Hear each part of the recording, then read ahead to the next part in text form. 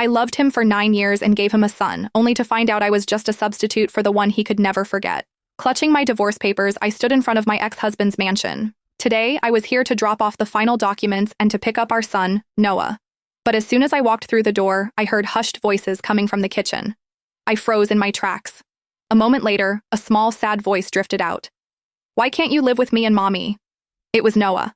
My hand flew to my chest, a wave of heartache so sharp it was hard to breathe. Then I heard my ex-husband, Ron, answer in a gentle tone I'd never heard from him before. "Noah, your mother and I aren't together anymore." "But why? Don't you love her?" My son's innocent, direct question was like a dagger to my heart.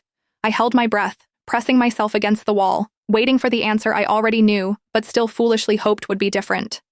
After a suffocating silence, Ron finally sighed. "I love her because she gave me you."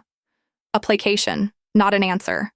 I closed my eyes as my heart shattered into a million pieces all over again. Just as I'd always known. He didn't love me. He hadn't said it when we married, not when Noah was born, and not once during the countless nights we'd spent in the same bed. Our marriage was never just about the two of us. It was about her. The woman he'd loved for 9 long years, the one he still couldn't let go of. The tears I'd been holding back finally fell, and I wiped them away angrily. I was so tired of crying over this man who would never love me. Just then, a cold, low voice cut through the silence. "Hasn't anyone ever told you it's rude to eavesdrop?" I straightened my spine and walked into the kitchen, meeting his mocking gray eyes. I offered a faint smile. "Hi, you two." "Hi, Mommy." Noah immediately hopped off the counter and ran to hug my waist. "I missed you so much." "I missed you too, my sweet boy." I kissed his forehead, looking down into those perceptive gray eyes, the exact shade as Ron's. A wave of awkwardness washed over me.